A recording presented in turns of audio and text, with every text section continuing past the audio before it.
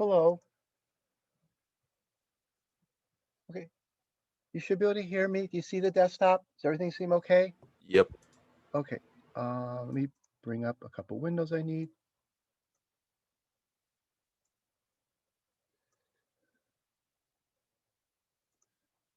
Okay. All right. So, first thing that's important is remind you that there'll be the first midterm exam on Thursday. And what we'll do is the exam will be, it's a take-home exam because you're at home.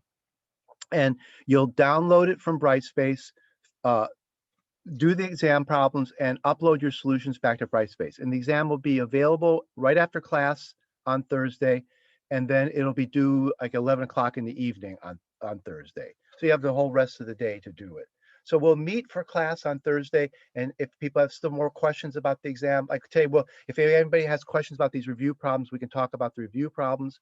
Otherwise, we'll start talking about these couple sections here. Okay, but on Thursday, the exam, well, you'll do it at home uh, after class. Okay, and we'll talk more on Thursday about the exact details. I can tell you more about the exact details of how you do it. But essentially, it's going to be you're going to download the exam from Brightspace after class.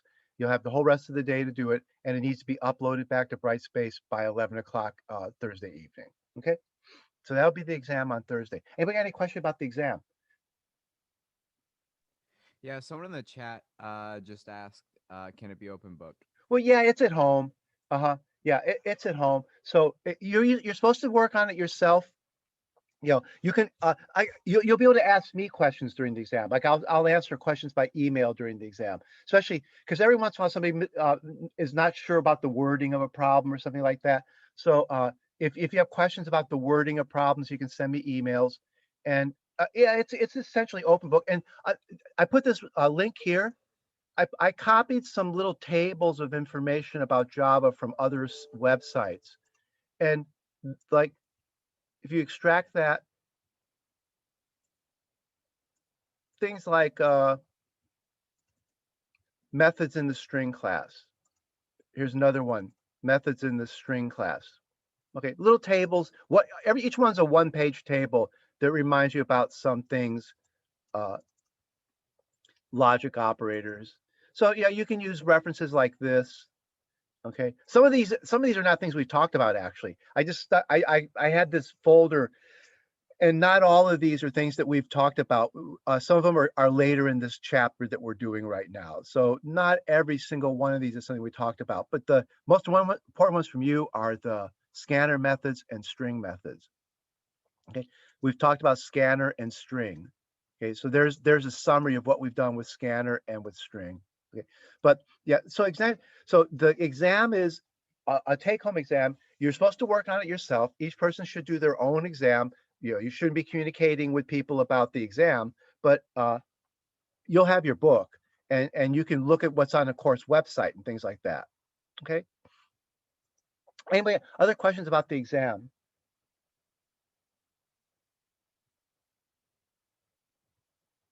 Okay. The exact details of what you download and what you upload, we'll talk about on Thursday. I'll tell you more about exactly what it is you're downloading and what it is you should be uploading. Okay. So next, any questions about these review problems? Because that's your main. I think that's what you should be studying. You should solve each of these review problems. Anybody got questions about any particular problem here?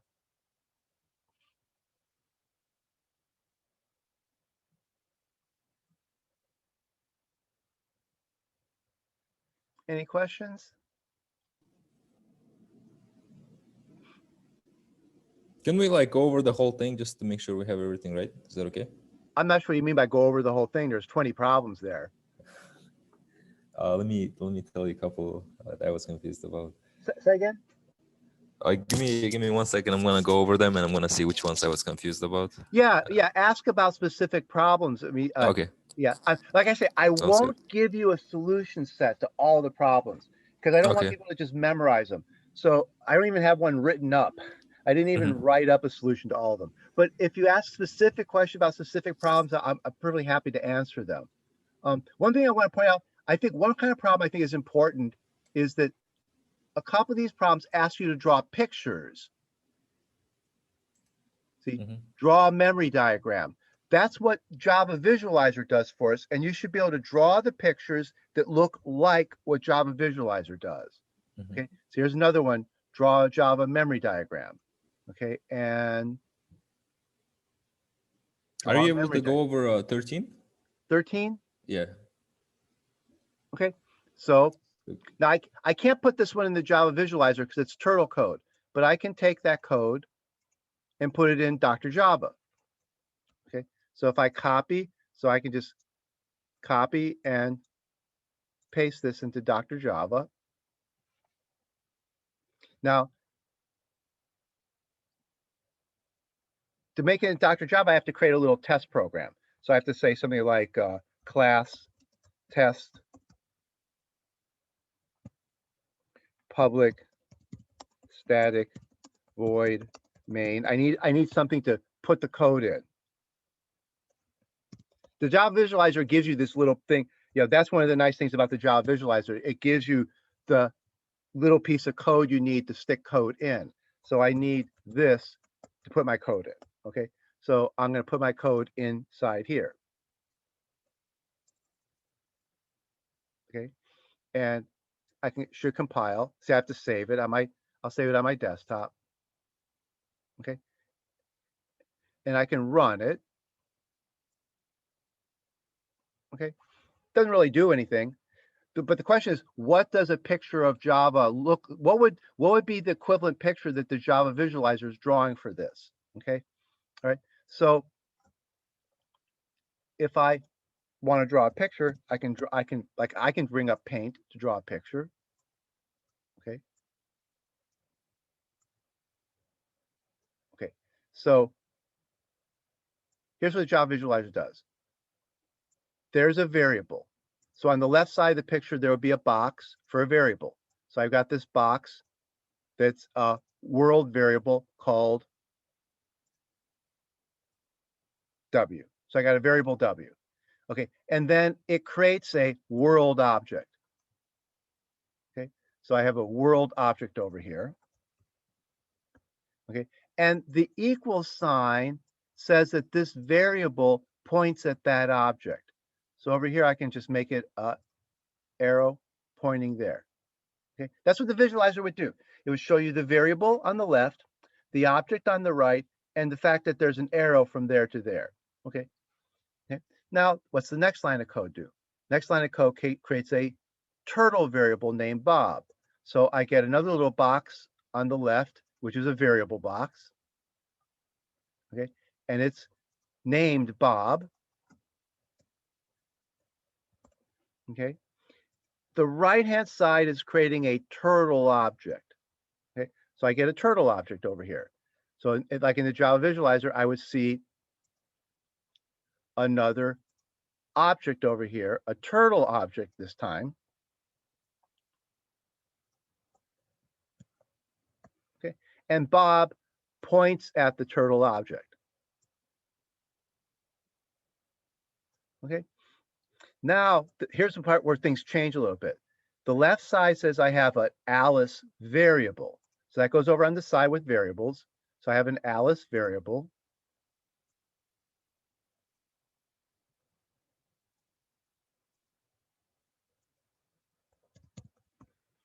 But I don't have another, see, I'm not creating an object. I'm saying that Alice equals Bob.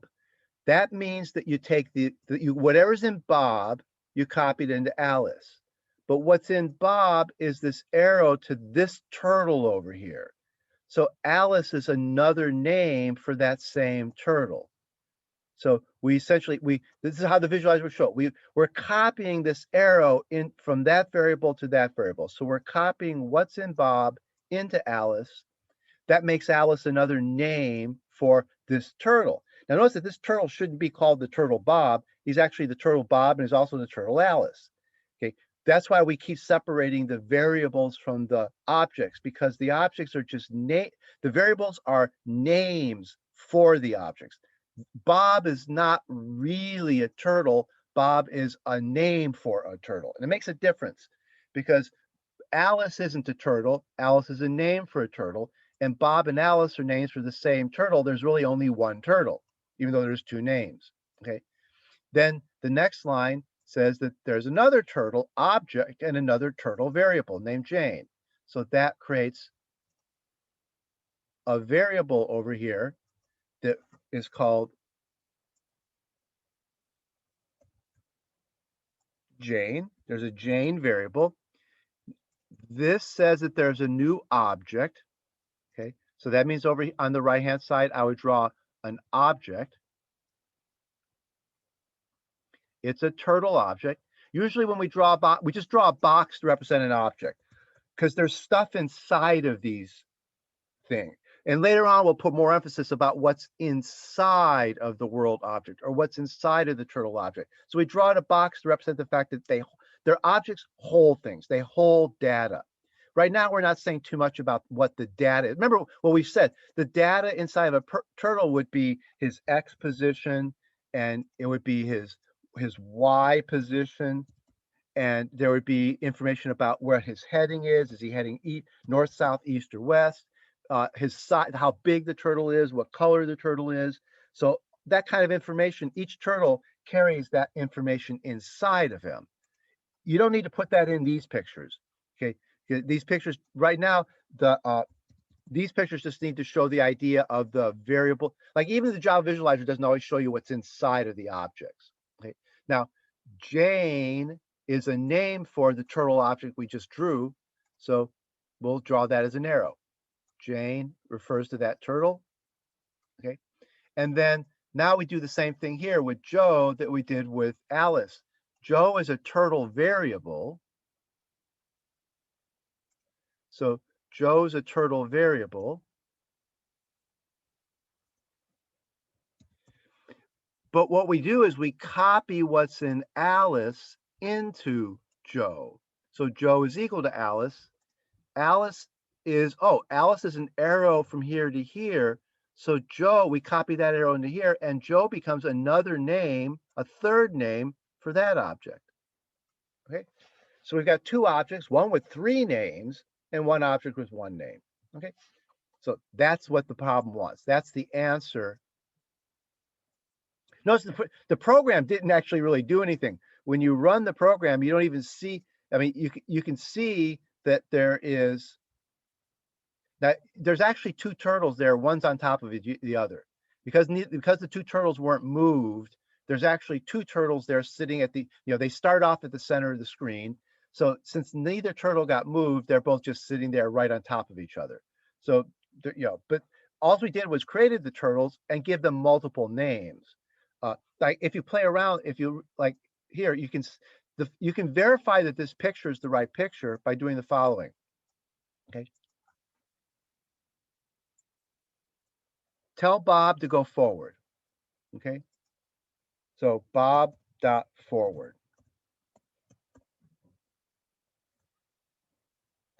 Okay. Now tell Alice to turn right.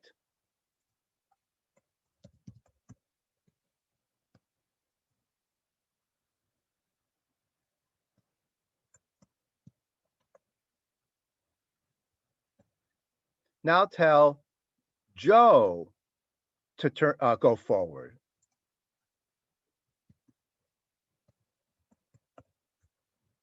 Okay. Now we're actually talking to the same turtle all that time. So one of our two turtles is going to go forward, turn right, and then go forward. So one of the two turtles is going to go forward, turn right, and go forward. Because we're actually talking to the same turtle, even though I used all three of its names. Okay, so compile it, run it. There, see how even though I used all three different, it looked like I talked to three different turtles. That's why these pictures are important. The picture shows me that I'm not really talking to three different turtles. When I told Bob to go forward, Alice to turn right, and Joe to go forward, I'm really not talking to three different turtles. I was talking to the green turtle because all three of Bob, Alice, and Joe are that one turtle. So I was changing his position and heading all the time. And Jane is the other turtle. Okay, So if I want to make the other turtle do something, then I talk to Jane. So Jane dot turn 45 degrees. Okay, now make that, let's see, in turtle land, 45 degrees is clockwise, if I remember right. Okay, so I want to go, I'll do it counterclockwise. That's different than what your trig classes do. In trig and calculus and math classes, positive angles are counterclockwise, but the people who did this system, I'm pretty sure if I remember it, we'll check, they made positive angles clockwise. So this, I think, is he's going to be facing that way, counterclockwise. Okay, so now that's talking to now this turtle here. So compile it, run it. Yeah, see, the turtle was turned that way. All right, so this picture helps me understand what my code does.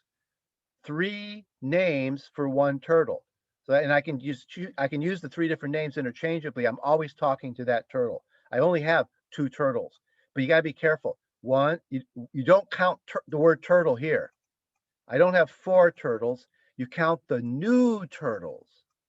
If somebody asks you how many turtles there are in the code, you count the news.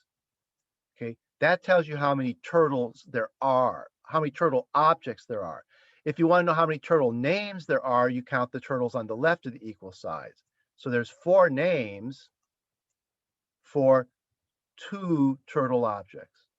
Okay, so that's an example of a problem where you draw a memory diagram. Okay. See, the problem asks, let's see, how many turtles are drawn on the screen?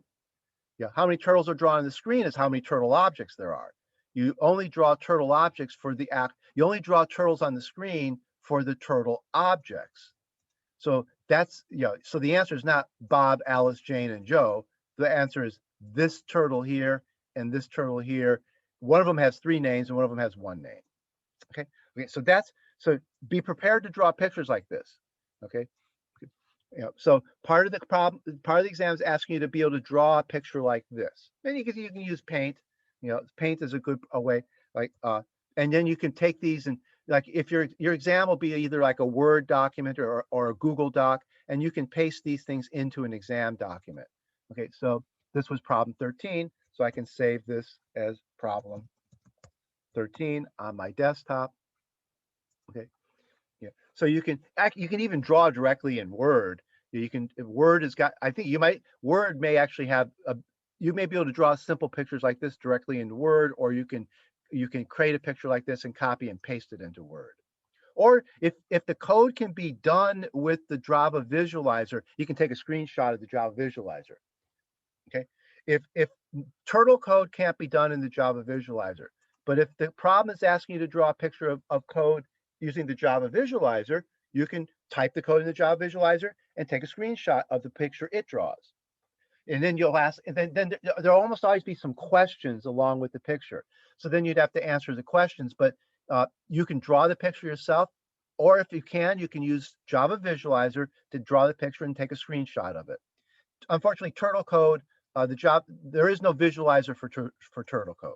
Okay, all right. So that's an example of a problem. And we got another one.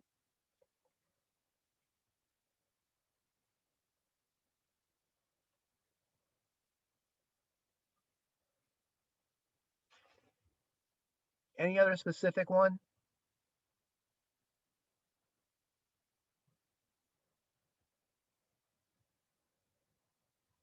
Okay, on Thursday, that's one of the things we can do in Thursday's class. Remember, we're going to meet for class like regular. The exam will be available on Brightspace after the class. But if you've got questions about these problems, we can look at more of them on class on Thursday too. Okay. Okay. All right. So I'm going to close that. Okay. And close my picture. Oh, I can't emphasize enough how important these pictures are. I teach I teach everything from freshman Java classes and programming classes up to the graduate classes. And half the questions that students ask me can be answered by telling them, draw a picture, even in the graduate classes, because people are not people aren't taught in programming classes to draw these pictures, but these pictures, real programmers use them all the time. And I think the books tend not to use them because they're complicated. They're a little bit, drawing them takes effort in the book, and you need a tool to draw them. But programmers think in terms of these pictures all the time. We think this way. If you look at code like this, it's really hard to keep straight that Bob, Alice, and Joe are one object and Jane is a different object. A picture like this makes it clear what's going on. Okay, so code can be hard to understand. It can be hard to piece together what this is doing. A picture is a tremendously useful way to keep straight in your head what code is doing. Okay. So like drawing pictures like this is a very good step towards becoming good at programming. And if they really do solve problems, these pictures help you understand. A lot of programmers, after they've been doing this for years, don't need the pictures anymore. They can start getting good enough at this that they can keep that in their head. But even experienced programmers, when you're working on difficult code, the more difficult it is, the more likely a picture is going to help with it. Okay? So the pictures are real useful. Thinking in terms of drawing pictures to go along with your code is a very good idea. Okay. All right. All right. So I got a question. Sure. Like, let's say also like other programs, they do like flowcharts, right? Oh, flowcharts are a completely different idea. Totally different, right? That's a real, nobody does those anymore. Flowcharts were done everywhere in the 60s and 70s. And then people started realizing that they don't help you really think much about code. This is not a flowchart. The pictures we're drawing are memory diagrams. Mhm. Memory diagrams turn out to be much more useful than flowcharts. Okay. So people don't actually use flowcharts. You see them every once in a while in books. Okay, there's other diagrams that people draw that are similar to flowcharts that do get used in database land. You'll learn about those way later. There's things called, they kind of look like flowcharts. There's these things called UML diagrams. Okay, they kind of look like flowcharts, but they're not flowcharts. They're something called universal modeling language. So there are other kinds of pictures. In what the pictures I'm talking about are memory diagrams. When I say it's useful to draw pictures, I almost always mean a memory diagram, variables and objects. Other kinds of diagrams, flowcharts turned out not to be very useful. Almost nobody draws them anymore. These UML diagrams are popular with database people, but not much. They're used for the database, for database design. Okay. I'm trying to think if there's any UML flowcharts and memory diagrams are the most common pictures. There's a few other kinds of pictures that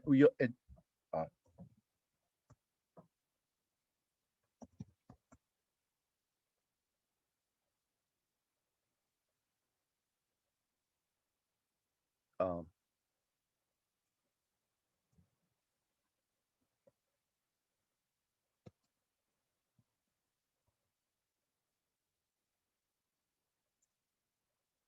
we draw pictures like this in more advanced programming, what are called finite state machine graphs. Okay, that's an example of a picture. It's not a flowchart, and it's not a memory diagram. It's a very specialized diagram that's used in a certain kind of advanced programming. Okay, so there's lots of different kinds of pictures that appear in programming, but the most common are memory diagrams, flowcharts, and UML diagrams. And flowcharts aren't get used much. Yeah. So and Java Visualizer was designed to draw these for you. The Java Visualizer, these are important enough that they created the Java Visualizer. And the Java Visualizer worked with Java, C, C++, Python, JavaScript. It works with a whole bunch of languages because these are the diagrams that people have realized, especially for teaching. These are the diagrams that turn out to be the most useful, memory diagrams. Your variables and the objects they point at. Okay. That's what I mean when I say draw pictures, draw memory diagrams. Okay. All right. What about any other questions?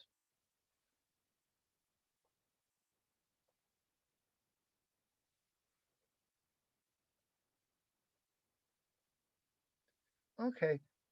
Well, here's a topic that's related to memory diagrams. Comparing objects. Okay, so I'm going to do this in the Java visualizer. Show you what I mean.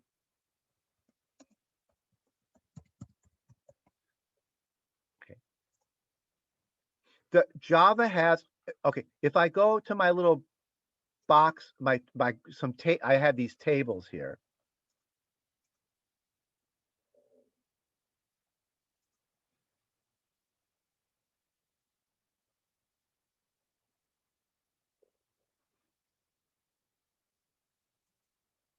Here's the operators that let you compare things. Their technical name is relational operators. What's the relationship between things? So you can tell if two things are equal or not equal. And then there's things like you can tell sometimes when something is less than or greater than something else. Okay, so we want to talk a little bit about comparing things. Okay, now the only things that these operators can be used on numbers, less than, greater than. Okay, so for example, if I have int x equal 6 and int y equal 3, I can compare them. I can say Boolean b1. Now, when you compare things, you get true or false. Is x less than y? That's something that's true or false. Boolean b2. Is it true or false that y is greater than or equal to x? Is that true or false? Okay, when you compare things, the answer you get is yes or no, but we don't use yes or no, we use the words true and false. Okay, I can also ask, this is another relational operator, is it the case, so b3 is y equal to x? Okay, notice that this equal and this equal are very different. I'm saying that B3 equals the result of asking is y equal to x. So this is asking a question, is y equal to x? The answer is yes or no. The answer is put in here. Notice that this and this are different. Okay, this is called assignment. It's saying let this be a name for this answer over here. This is asking, are two variables equal to each other? And the answer is always going to be yes or no. Okay, and then I can do another one. I can say B4 equals, is x not equal to y? Okay, so B4 is equal to the answer of the question, is x not equal to y? Okay, now we know pretty much this one is going to be, well, see, it's x less than y. That one's false. Is y greater than or equal to x? That one's also false. Okay, is y equal to x? That one's false. Is x not equal to y? Yeah, that one's true. They're not equal. So I get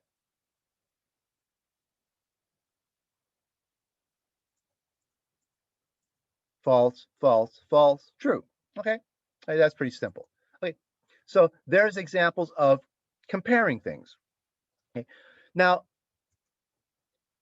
there is a sense where I can do this I can do these things with strings too, but I have to change my point of view a lot. So for example, the string cat and the string dog. Does it make sense to ask? Well, first of all, it certainly makes sense to ask, are they the same string? Okay, no, right? It's fair to ask, are they not equal to this? Are they not the same string?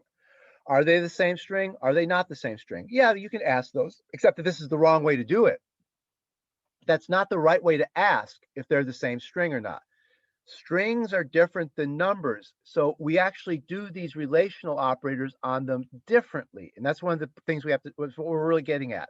So this is not the right way to ask if cat is equal to dog, okay? And this is not the right way to ask if they're not equal. Now, you can also ask that question, is cat less than dog? with strings, the less than almost always means if you put them in a dictionary, would cat come before dog in the dictionary? And the answer is yeah, cat would come before dog in the dictionary. So that would be like being to the left on the number line. With numbers, 4 is less than 7 because 4 is on the left of 7 on the number line. Okay, so this is a question about ordering on the number line. If you think of the dictionary order is like being all the words being put out on order like on a number line, then this one comes before that one on the number line. Okay, but Java knows how to ask this question, but that's not the right way to do it. You don't use the less than symbol when you want to ask if one string comes before another string in dictionary order. Okay, so unfortunately, all these questions make sense to us. This question of is cat equal to dog? Okay, is cat not the same thing as dog? Okay, those are valid questions to ask, but those are the wrong way to ask them. Okay, these are not going to compile in Java. They're the wrong way to ask the question. Okay, so if you want to know if cat is equal to dog, if you want to know if the string cat is equal to the string dog, you don't do it this way. Okay, so now, so let's see what we do. So I'm going to create some string variables. So I'm going to create a string s1 equal cat. I'll put cat in a variable. So I have a variable and I'll put string s2 equal dog. Okay. So give the strings names, makes it easier to work with. Okay. Here's how I ask if they're equal. So I'll put the answer in a Boolean. I'll call it B5 now. Here's my 5th Boolean, and it's going to hold the answer to the question is string 1, which is the cat, equals to string 2. Okay, notice how weird that is. I mean, it's actually not weird because you're using the word equals instead of using this equal instead of using this equal symbol. People usually read this as is y equals to x. Okay, and it's it's equals. With strings, you don't say is cat equal dog. You write is essentially I'm writing is cat dot equals to dog.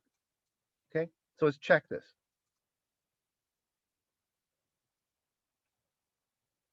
Okay, and I go here. Now they're not equal, so I should get false. Okay, so they're not equal. Okay, all right. Now,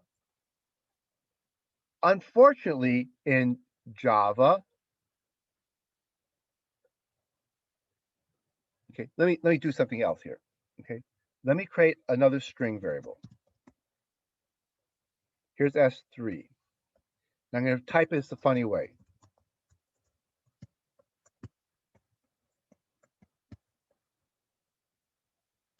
Okay, S3 is the string cat. Okay, create a string variable, create a Boolean. I'm up to B6 now. Equal is S3 equals to S1. Okay, S3 is supposedly the string cat. S1 is the string cat. So is S3 equal to S1? Sure, that should be true. Okay.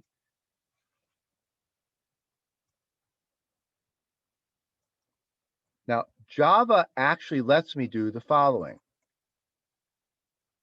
I can use the equal operator on these guys, like I did here. See, just like I can, just like I did there. I said y equal to x. I can say S3 equal S1. So my last Boolean says is the value of B7 is the result of asking is S3 equal to S1. S3 is the string cat. S1 is the string cat. And we agreed here that cat equals cat, but this won't be true. Let's watch it.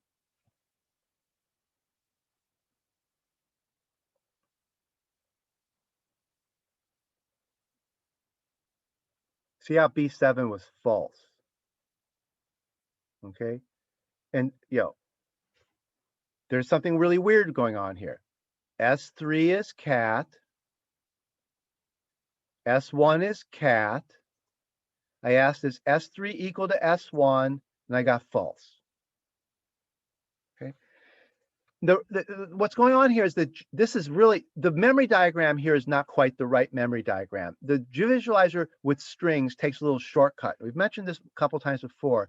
If I go back here, I really need to go here to options and click this little checkbox that says show strings, not just values.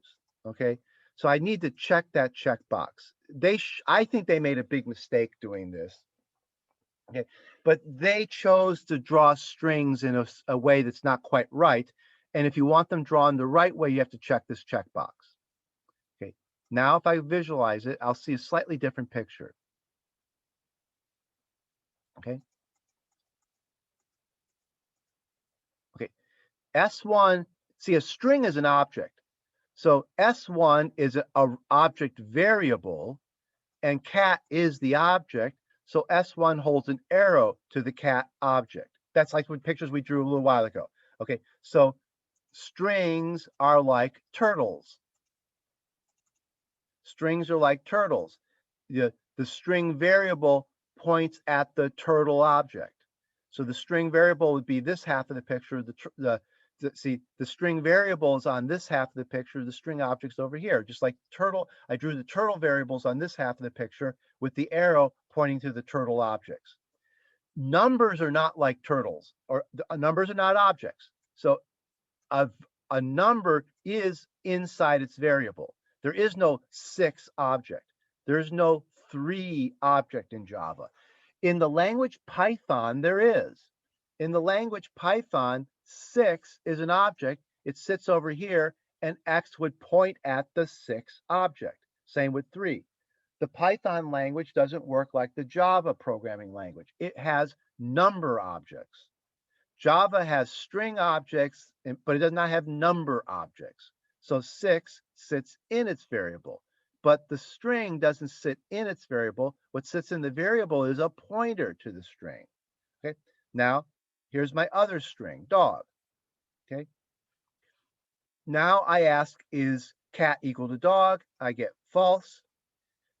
Now I create another string. Now here's the thing. That cat and that cat are 2 different strings. Okay. They are not the same object. That cat string is sitting in memory separate from this cat string. Okay. Now this question here says, is that object holding the same data as that object? The dot equals actually says, look inside that object and see if you see the same data as you see inside that other object. It's saying, look inside that object. Do you find the same data as inside that object? And the answer is yes.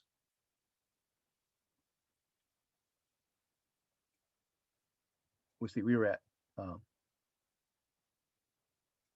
the answer is yes. Okay, so when you ask, look inside of S3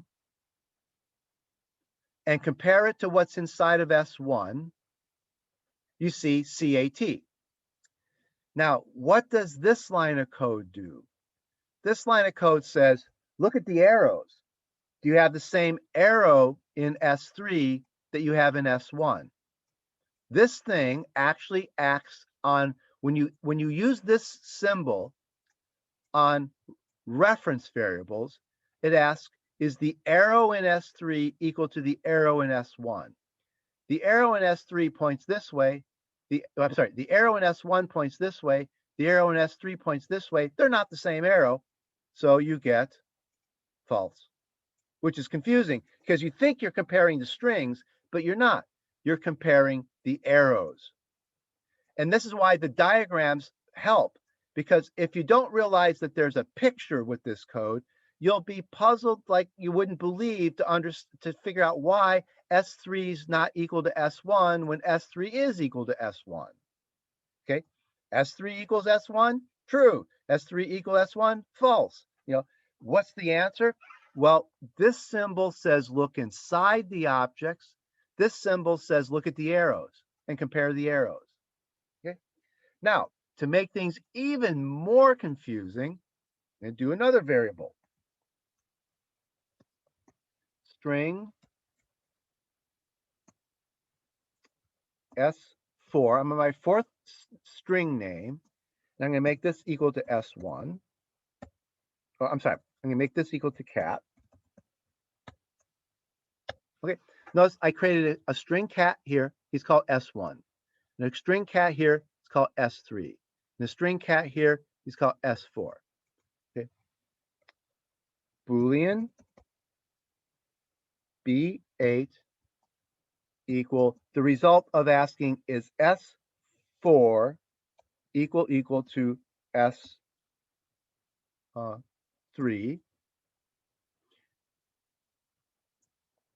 I want to compare it to S3, and I want to compare it to S1. S1, S3, and S4 are my three cats. Okay, there's a cat called S1, there's a cat called S3, and there's a cat called S4. Okay, now I'm asking, is S4 equal to S3? Is S4 equal to S1? But notice I'm asking about the arrows, actually. I have to be careful. This is really questions about the arrows. It's not the questions about the strings. It's about the arrows to the strings. Let's look at the answers. What did I do wrong?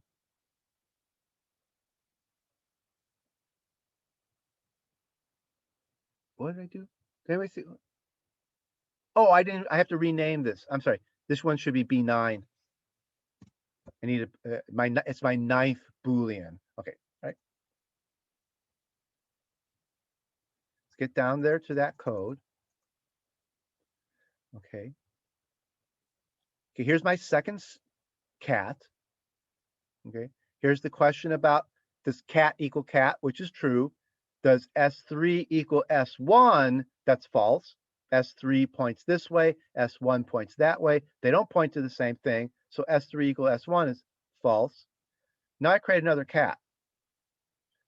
That's weird. This cat actually is that cat. Notice that I created this cat using new string.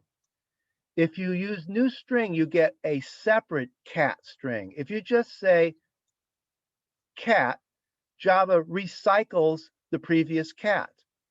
Okay, so S4 turns out to be another name for the cat called S1.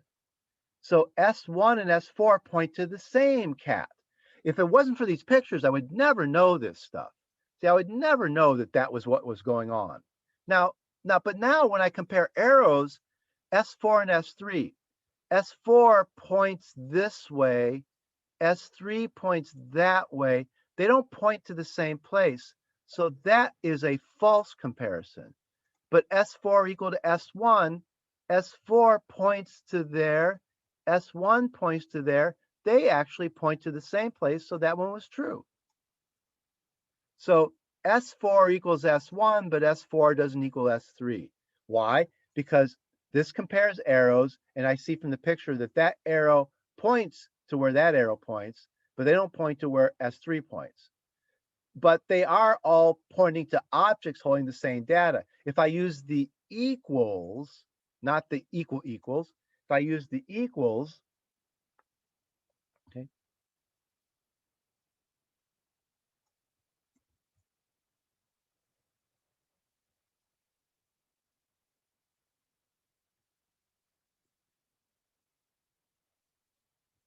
if I compare, say, I do see S1, we'll see, we already compared S3 to S1, so we can compare S4 to S1 or S4 to S3, okay? But those are all going to be true because what's in S4 is the letters CAT, what's in S1 are the letters CAT, what's in S3 are the letters CAT.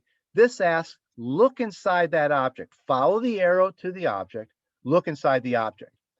follow the arrow to the object, look inside the object, and compare what's inside of them.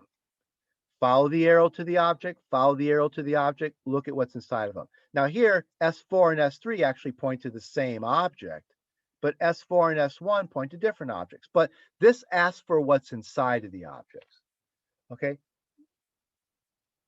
So those last two are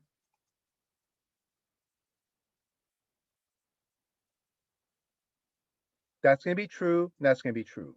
Again, S4 and S1, S4 and S1, they don't, S4 and S1 actually point to the exact same object.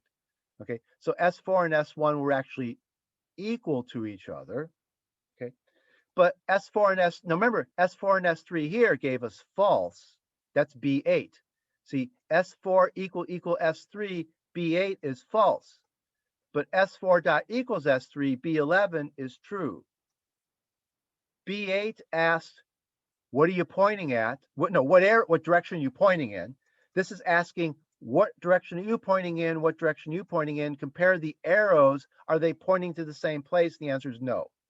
This asks, are they pointing to objects that hold the same data? If you follow the arrow to the object and you follow the arrow to the object and look inside the object, do you see the same data? Okay. Comparing objects, that's why the book needs a section on comparing objects, because it's tricky. Yeah, that's why they need to spend a few pages. See, string equality. They kind of do the exact same examples we just did. They can just do they do it slightly differently, but same idea. For numbers, this is all pretty straightforward. Oh, for numbers, you can't actually use this method. Since numbers are not objects, you can't even use this guy on numbers. On numbers, you only use equal, equal, or not equal. Okay. Now, what about, how do you ask if there isn't a not equals thing here? What if you want to know if two strings are not equal? Well, then what you really want to know is you want to call this and you want to get false. Okay, so if you want to know if they're not equal, you still call this method, but now you want to know, is the answer false? Okay, so you use this method to ask equal and not equal both. It's just that if you want to know if they're really equal, you're looking for the answer true. And if you want to know if they're really not equal, you look for the answer false. So there is no not equals method. Yeah, if the Java language had been kind of complete or student friendly, they probably would have put a not equal, but it wouldn't be needed. But they could have put a, they could have done that. Is there a not equals? S4 is not equals to S3. That might have been nice from a student point of view because it'd make it easier to remember how this stuff works. But it's unneeded. Asking if S4 is not equal to S3 is the same thing as asking this and saying, is the answer false? If the answer to this is false, then they're not equal. So Java doesn't have this guy. That guy doesn't exist in Java.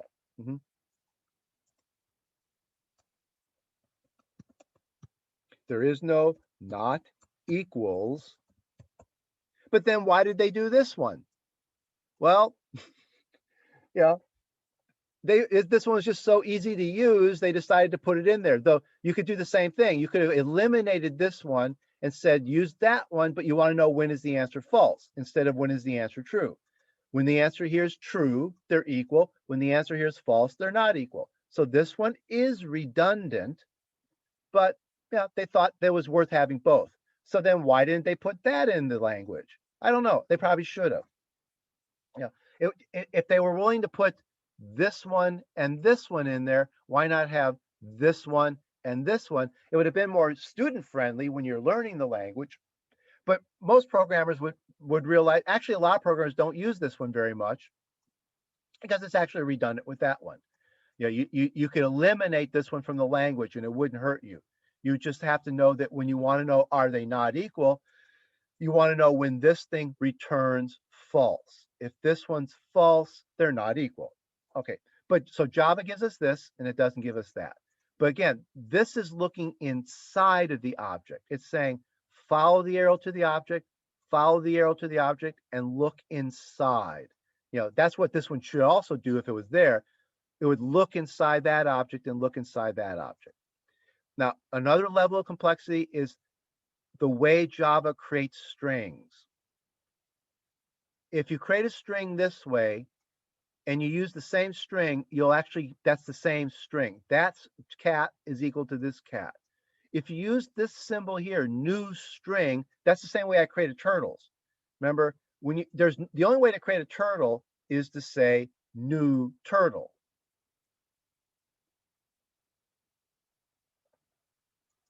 When you want to create a turtle, you have to say new turtle. Java gives you two ways to create strings. There are two ways to create strings. Oh, let's see, where am I? You can just type the string, or you can say new string, then type the string. And the difference between them is this creates more objects. This just recycles the same object. So if I create the string cat, then I seem to create another string cat. No, that's actually still that string cat. So this guy's pointing at that object. If I want, for some reason, a really separate string object with the letter CAT in it, I use this. Okay, so then over here we see, okay, that creates a cat.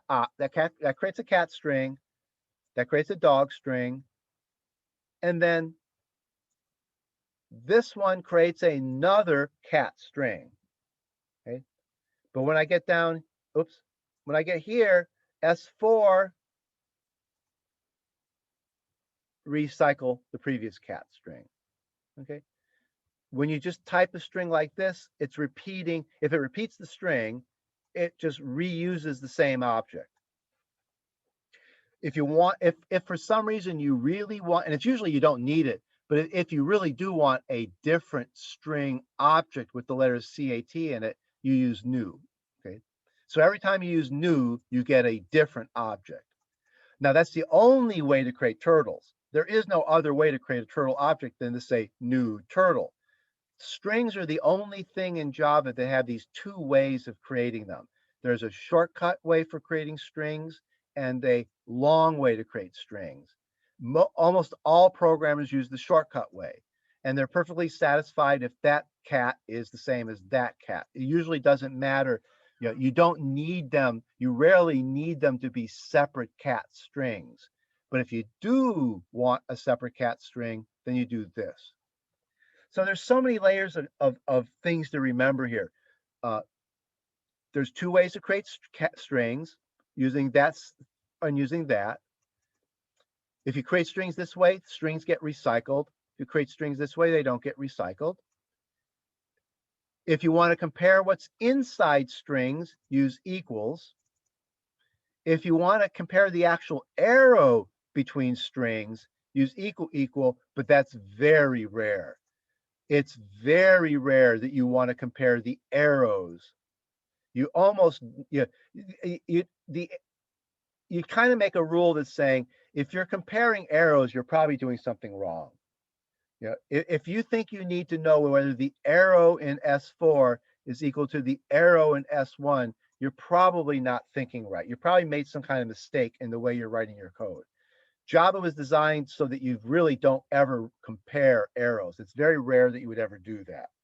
So if you have like turtles, if you want to know if two turtles are equal, you use this. So if you want to know if two turtles are equal, if you want, what would it mean for turtles to be equal? They'd be standing in the same place and heading in the same direction. They'd be the same size and the same color. They'd have to have all the same attributes. So two turtles would be equal when they had all of the same attributes.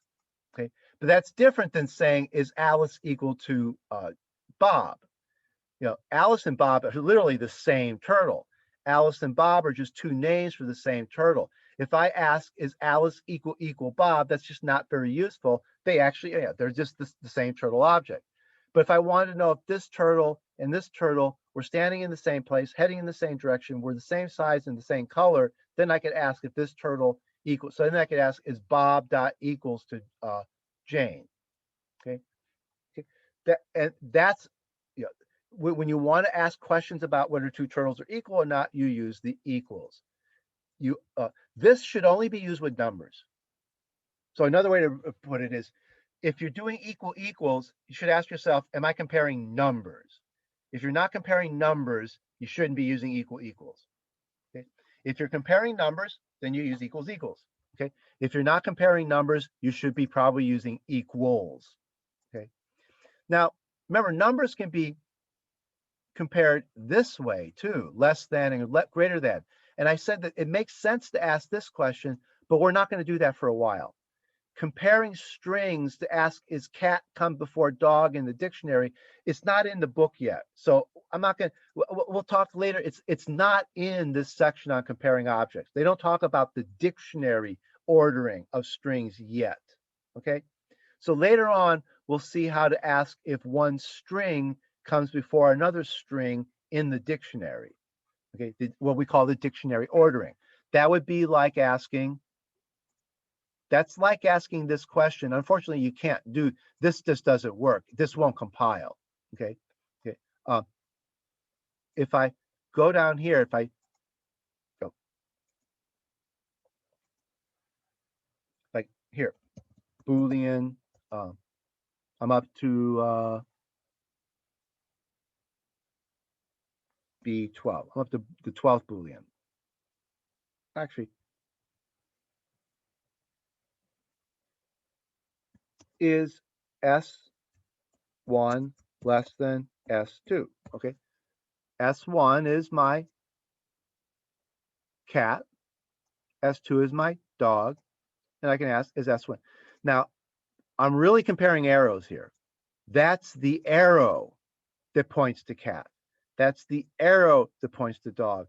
And it does not make sense to ask if an arrow is less than some other arrow. So this won't compile. Notice I could ask if the arrows are equal to each other, but I can't ask if the arrows are strictly less than each other. That won't compile. You got to do something else to ask, is cat less than dog in the dictionary order? You got to have a different way to ask that question. So we'll see later how we do that. You can compare arrows for equality, but you can't compare arrows for inequality, like less than or greater than. Okay, so this one just doesn't exist. So that leaves open. It's going to be a while before we see how to do that one. Okay, so it will be a while before we see, like this one, we don't do it that way. We do it this way. This one, we don't do it that way. We also do it this way, but just ask, is the answer false? And this one, we're not going to see for a while how to actually do it. How do you ask the cat is before dog in the dictionary ordering? Okay. All right. All right. Now, to understand the subtlety of what's going on here, to understand why this stuff is weird, it really matters to look at the pictures. It's the pictures that give you a sense of what's going on. I mean, for the number part, there's really, you don't need the pictures. The number part is just the numbers. You're asking questions about numbers on a number line. So there's nothing really tricky there. It's this part here where you've got, notice that there's every one of this. If I go back here, this line of code is 3 things. Okay, and that's what makes this stuff tricky. This line of code is 3 things in my program. It's an object, it's a variable, and it's an arrow.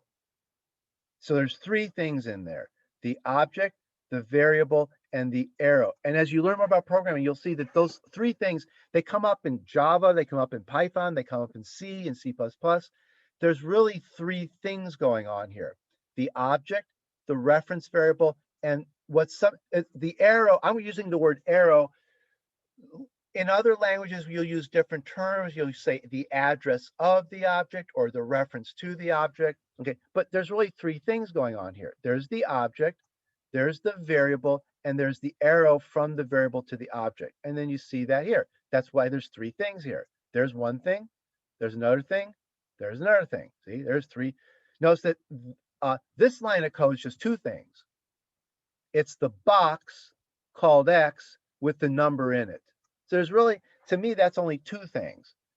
X, which is a box, and what is in the box. Okay. And of course, you can change what's in the box.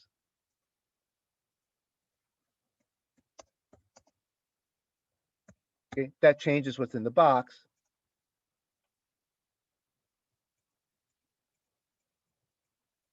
Okay. The box is X, what's in it is 6, and now what's in it is 25. So there's two things going on, the box and what's in it. Okay. Here, there's three things going on. There's the box, S1.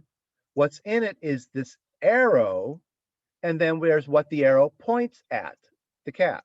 So there's three things, the box, what's in it, and what it points at over here. Okay. Equal, equal compares what's in the boxes. Just like here, this compared what was in the boxes. It compared what's in the Y box to what's in the X box. Okay. That's what you, but that's kind of what you expect here. The box holds a number, so you want to know is the number in that box equal to the number in that box. Down here, this still compares what's in the box. But what's in this box is an arrow, and what's in this box is an arrow. So you're asking, are the two arrows equal? Which is not what you expect to be asking here. You're asking, you're really asking, is what's in this box equal to what's in this box? And the answer is, well, do the arrows point, do those boxes hold the same arrow? Are they pointing at the same thing? Okay, so that's tricky, but the picture helps. The picture, if you draw a careful picture, you know what the answer to this code is. When you get to that step, if you've drawn a good picture, you'll know what the answer to that code is, because you'll say, is the arrow in S4 equal to the arrow in S3? The arrow in S4 goes up here. The arrow in S3 goes over here. They don't go to the same thing, so that's going to give me false. Okay. The arrow in S4, the arrow in S4 points up to here. The arrow in S1 is pointing to the same thing. So those two boxes hold arrows pointing to the same thing. So that gives me true. Okay. So, but you need the picture. This code is hard to read without the picture. This is an example where the picture, even experienced programmers, to read this code would probably have to draw that picture. If they can't draw it on paper, they're probably holding it in their head so they can, when they get to this line of code, they can say, I have to remember what S4 is pointing at and what S1 is pointing at, and I have to remember if they're pointing at the same thing or not. And it's not enough to say, oh, S4 is cat and S1 is cat. Oh, they're equal. Okay, that the programmer knows not to do that. You're not asking is this string the same letters as this string? You're really asking, is this arrow pointing at the same thing that arrow is? Okay, so you get used to thinking that's asking about arrows, and then you have to either you draw a picture so you keep track of the arrows, or you just remember. If you're really good with picturing things in your head, you can just remember what that arrow is pointing at and what that arrow is pointing at. Okay. Oh, somebody wrote, I just looked, when you say, are you able to, do you mean this code here? Was this the code you meant? Someone says, are you able to run this in Dr. Java? Was this the code you meant? The answer is this can run in Dr. Java, but you won't get any pictures in Dr. Java. So I can go over here.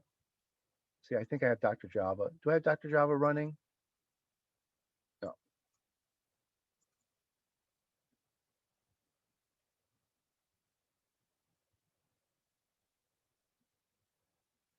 Okay, I can put that code in Dr. Java and I can save it, okay, on my desktop, and I can compile it.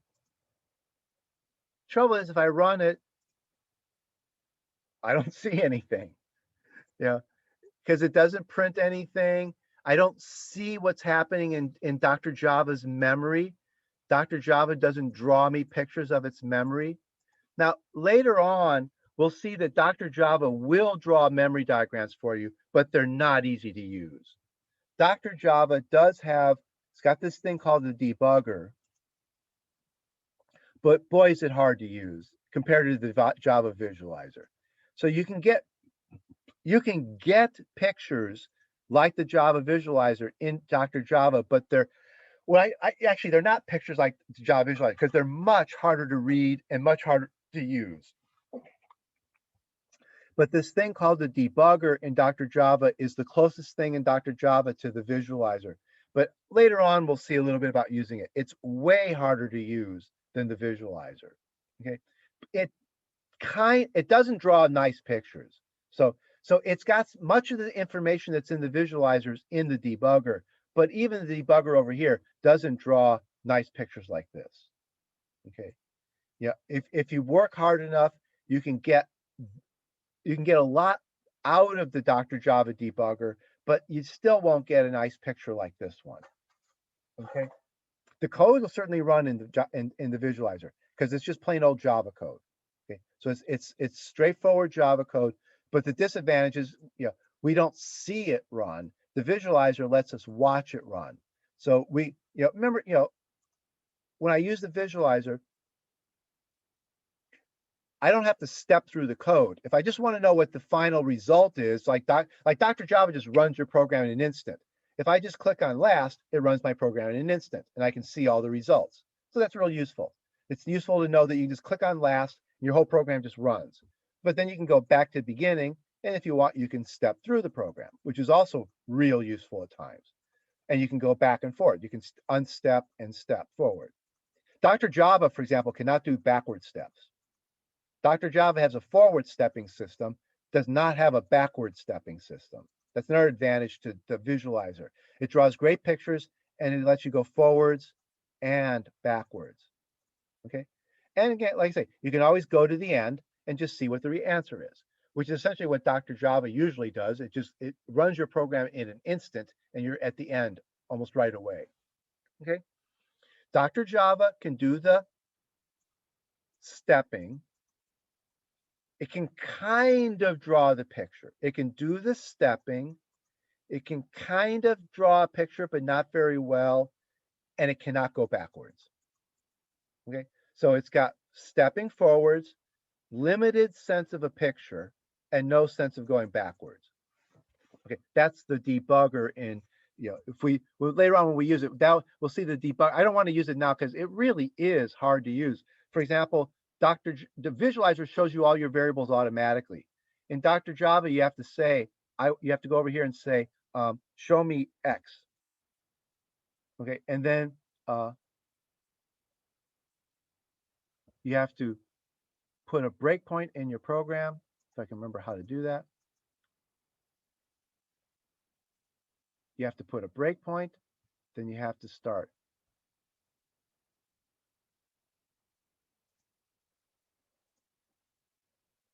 Run.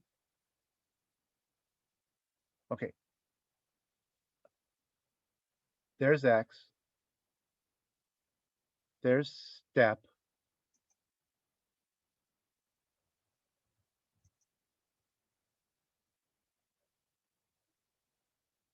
Why didn't I get a value? See, notice I had to click on it to get the value. The value didn't even show up until I clicked on it. Okay. Notice that I'm way down here. I don't see Y because I didn't ask to see Y. If I want to see Y, I have to go over here, type Y, hit enter, and then I see Y. So I only see the variables I asked to see. They're real small down over here in the corner, and it's tricky to use, but I can see the variables. But like when I get to objects, I won't see arrows.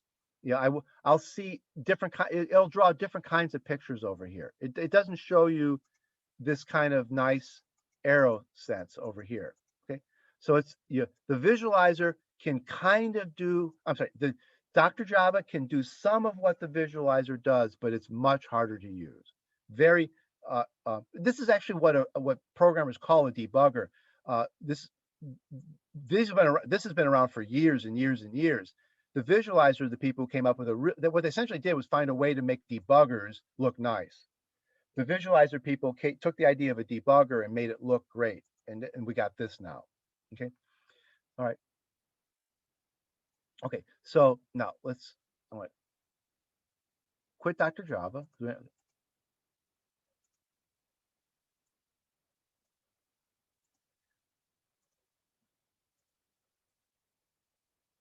Now, the other thing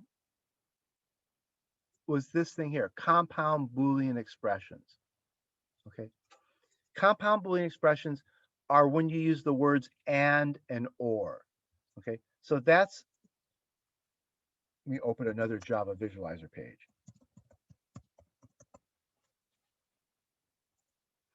It's allowing you to ask more than one thing at a time. So I'll just int x equal 6 and int y equal 12. I'm just going to create some variables.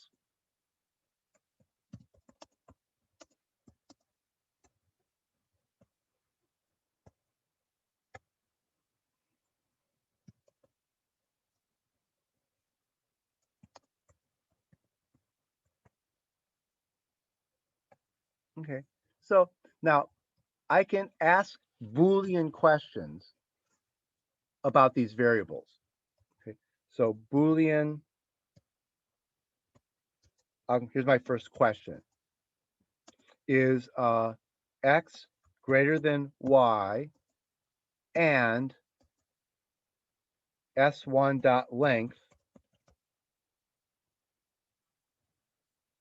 equal to x? That's a compound question. I'm asking two things. I'm asking, is the length of that string equal to the number that's in x? Is the string length x? And I'm asking, is x greater than y? Now, to make this a little bit easier to read, it'd be nice to maybe put parentheses and just say, one question is that, and the other question is that. Those parentheses don't have to be there, but they make it a little bit easier to read.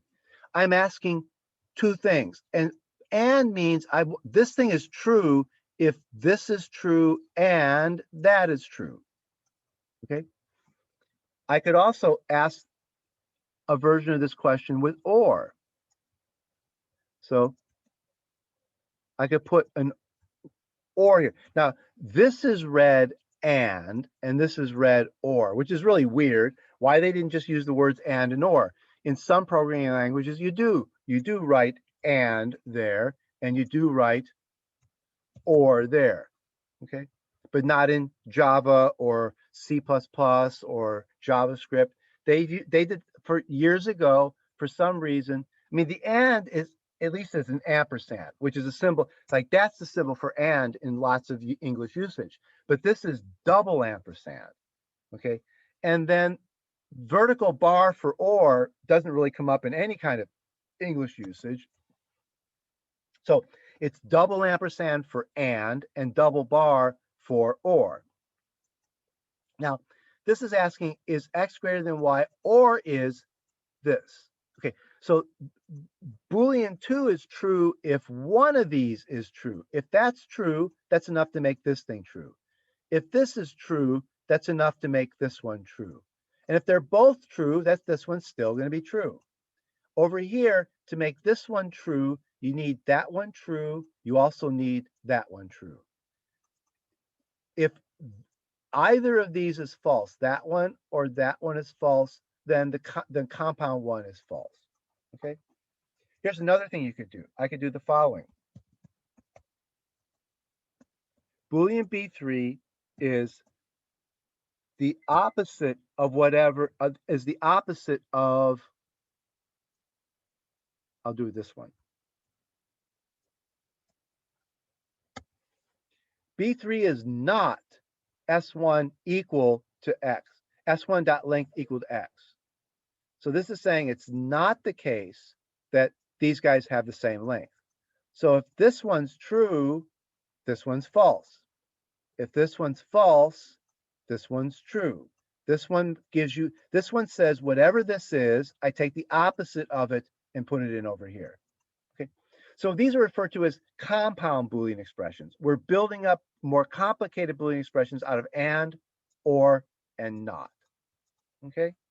And let's see, we've run out of time, so we should quit here. But we'll keep using, we'll use these guys all through the semester, and you'll get practice with using them, building compound Boolean expressions with and, or, and not. It's just logic. It's in the business world, it's can a person use a coupon? If the purchase is greater than such and such, and the date on the coupon is not expired, and they've been a member for there's this idea of what people call business logic. Something is true or false depending on a long chain of ands and ors. Okay, so you do this a lot in programming. You do a lot of logic things like when does somebody get a discount? When does when can somebody join a group? What are the conditions on somebody joining a group? So there's these are this thing is true when that one's true and that one's true. So this will come up in practice. Well, mostly what we'll do is we'll just get used to using these as we solve more and more problems. Okay, but remember, and means both things have to be true, or means one or the other has to be true, and not is the opposite of whatever this one is. Okay, and so we'll quit there because we're out of time. If you've got questions about exam problems, the review problems, you can send me email or come to office hours. And also on Thursday, if you've got questions about some of those review problems, we can look at them on Thursday. And like I said, the exam will be available on Brightspace right after class on Thursday, and you'll have the whole rest of the day to do it. You'll be turned in at 11 o'clock in the evening. Okay, all right. Any last second question? Any last questions?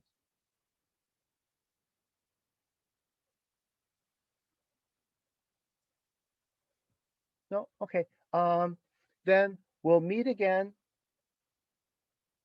We'll meet again on Thursday, and I'll go ahead and stop the meeting and see you again on Thursday. Stay warm. Bye-bye.